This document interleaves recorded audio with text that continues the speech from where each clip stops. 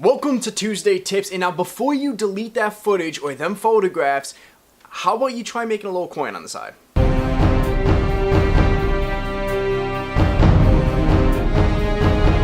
Today I pretty much just want to talk about, I joined Shutterstock and Pond5, which is stock footage selling and photography stock. But pretty much if you're new to this and you don't understand what this is, pretty much what you do is you throw clips of stock footage that people would use in commercials or film or maybe their website, embed it, and they pretty much pay you money for it. They get a license for it so they can use it on their website or in their video or something, or same with the photographs, same thing. And pretty much you get paid. Shutterstock or Pond5 takes their commission. Pond5's 50% of your commission, dicks, and Shutterstock is 30%. Pretty much, I'm not saying I'm gonna change your life here, okay? I'm not saying take this as a career path or anything, but right now I'm gonna just show you what I made. I just threw 17 clips up there and just walked away for a couple months, I'm not gonna lie. And as you can see, I'm not quitting my day job or nothing. But what I will say is it's nice to at least get paid for something you love to do, even if it is a small amount. So I just want to throw some tips and tricks. Even though I only threw one batch up there, I learned pretty quickly what people want. I joined a couple stock footage groups. Let's just jump right in. I'll show you a little B-roll.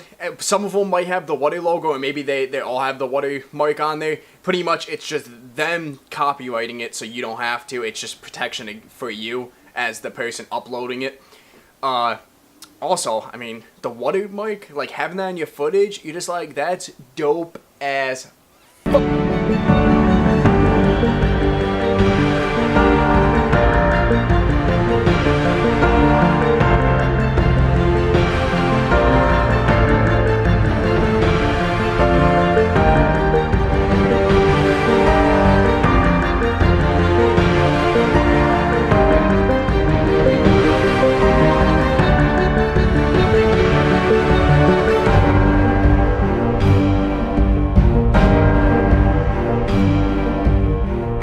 Alright, so let's jump right into it. Tip number 1. Don't color grade unless necessary. I threw some new clips up here. I'm going to start testing the grading a little bit, even though I know it's going to bite me in the ass. But you have to leave them room. Because, like, picture if you were buying it for your video, right? You were buying stock footage. You would take it and you would want to change the grade on it to have it feel the emotion of your film or the setting. Or if you're taping during a cloudy day, it should be kind of dulled down the colors or something. So you're going to want control over that. Tip 2, I would color correct the image. Unless you're not shooting in log, if you're going to shoot with color science on the camera using picture profiles, so pretty much they have portrait mode, if you don't know what that is, it's pretty much, it'll preset the colors and embed them into your video type thing. And if you're doing that, you don't have to do the color correcting, but if you're shooting log, make sure you color correct and bring that natural color back, because it'll stand up against the other ones with that people do jam-pack color correction and they really make it shine out and yours won't show up. Alright, tip 3, unless I skipped a tip, I don't even know anymore. But I would say tag them properly, but they give you 50 tags, so try to utilize all 50 tags if you can. I would say if you're hitting about 30, then you're set to go. Let's jump on to some of the misconceptions about stock footage. If you are joining the game, you've already heard some rumors. Do I need 4K? And the answer is no, because no one uses 4K.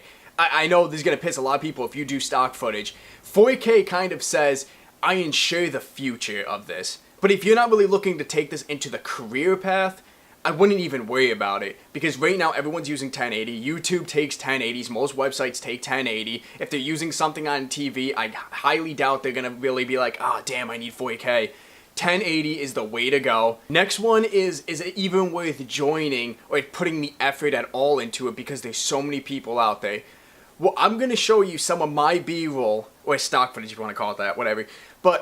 And I'm going to show you, it's not that, like, there's people out there that would crush this quality, this dynamic. These are the 2 I sold. And if you can see, they're not really that impressive. They just, at the end of the day, what you have to remember is to tell the story that you're trying to capture. Don't go out there and just, wow, that's the coolest freaking mushroom I've ever seen. Shoot. No, give it a story. Give it a pan or something. Give it, you know, some movement into it. Have them so if they use it in like a horror film, you know, like that, the one silo scene you see when I'm looking up at the roof, it can be used in so many different ways. You can either use it as a horror film. If you want to be like that, that's the I fucked up scene. You know, you're inside, you do a dark color grade on it. Or you do it nice and country, and it's kind of like, it's beautiful, majestic. I don't know how to word it. So it's more about the uniqueness of each shot rather than just this is the coolest shot I can come up with. It really comes down to the story, and I think you could tell that by these even selling, because it had that story. Because realistically, there's a lot more silo shots and concrete blocks that could wipe the quality out. It was just the movement at the right angle that someone was like, damn, that's gonna look fire in my film. Alright, some shots that I know always sell on there is gimbal shots. Anything that you can have movement but keep that smoothness going. So I use, if you see the top, the AFI gimbal. It's not bad, doesn't hold too much weight, but I'm running with a T5i, so I really don't need something that holds, 8 pounds. I actually have a separate video of this. I'll put a link here. I don't know if I said in the last one, but I'm not sponsored by them. I just, for how cheap the gimbal was, I was like, I'm in. I'm definitely in. Because I could never afford a gimbal before that. But if you want to build Steadicams, look up on Google. You can find ways to build Steadicams.